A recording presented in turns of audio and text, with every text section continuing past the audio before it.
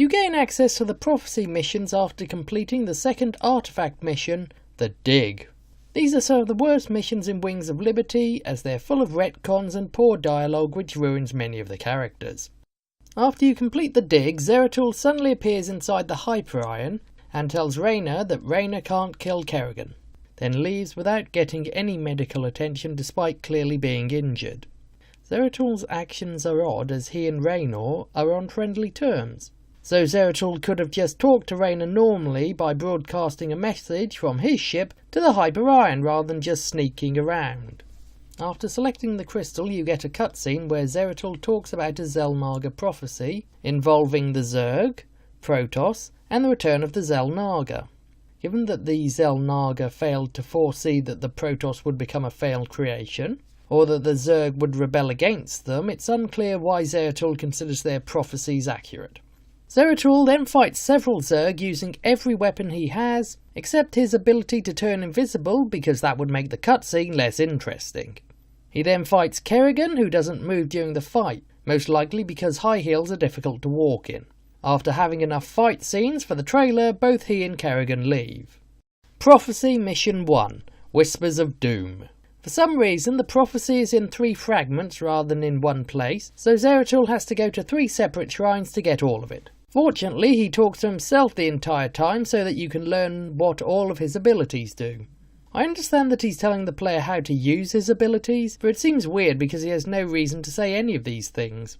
Partway through, you meet Keras, who says that he came to fight Kerrigan, and Zeratul mentions that he has to find the prophecy before Kerrigan finds it. This is odd given that Kerrigan has Zerg surrounding the fragments of the prophecy, so she's probably already gotten to them and is aware of what the prophecy says. Zeratul then tries to prevent Kerrigan getting the prophecy by doing everything except destroying the shrines that contain it.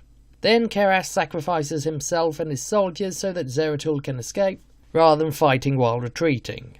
Prophecy Mission 2, A Sinister Turn.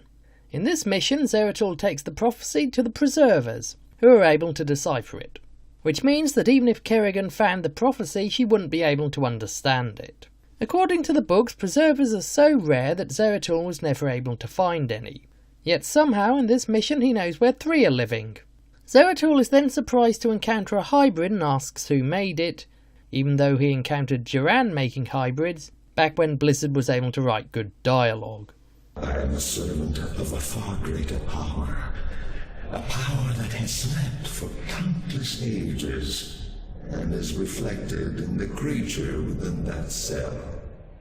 Have you any conception of what you've created here? Do you have any idea what this hybrid is capable of? Of course I do. This creature is the completion of a cycle.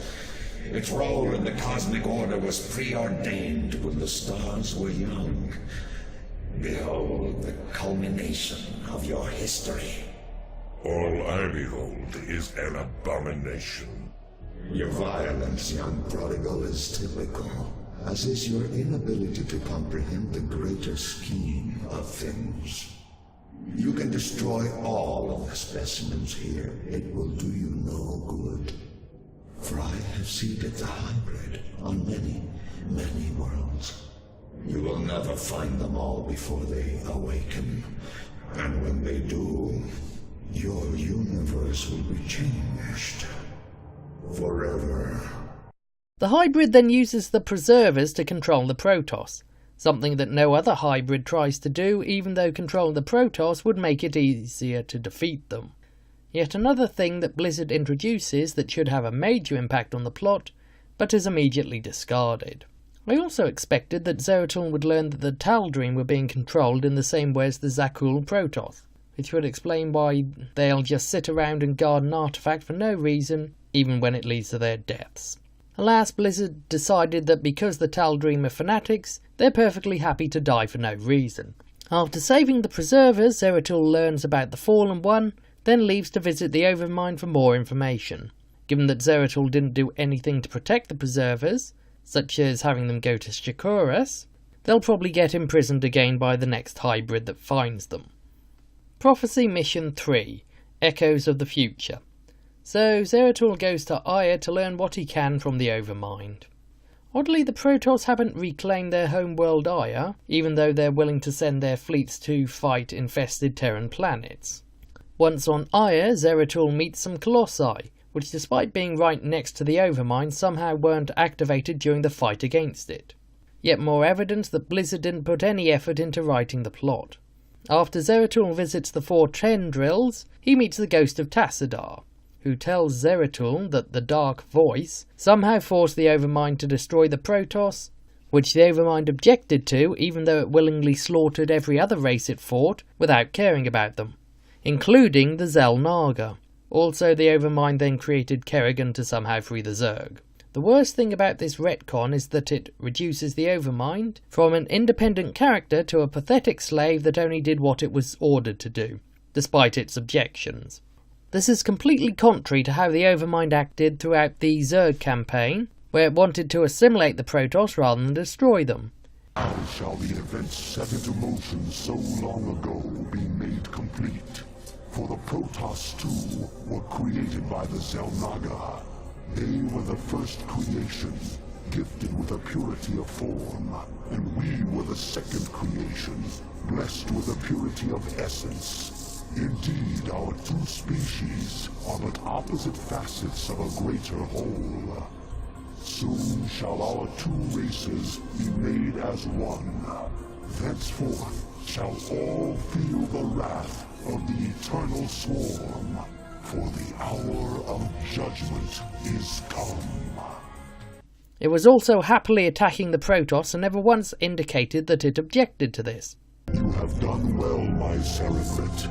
The Protoss can do nothing but flee before the onslaught of the swarm. But now you must assault one final site before our conquest is assured.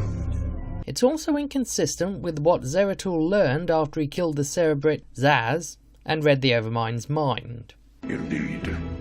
When I slew the Cerebrit Onchar, I touched briefly with the essence of the Overmind. In that instant, my mind was filled with its thoughts. And I tell you now, our worst fears have come true. The Zerg were indeed created by the ancient Xel'Naga, the same beings that empowered us in our infancy. But the Overmind grew beyond their constraints, and has at last come to finish the experiments they began so long ago. So basically the whole thing's just a badly written retcon to provide another reason why you can't kill Kerrigan. Remember, since this mission is optional, it can't be the only reason why Raynor doesn't kill Kerrigan. Interestingly, there's another version of the dialogue in the game data which doesn't feature Tassadar or the Dark Voice. In this version, the Overmind tells Zeratul that the Xel'Naga created the Zerg to eradicate the Protoss in a battle that would wipe out both species.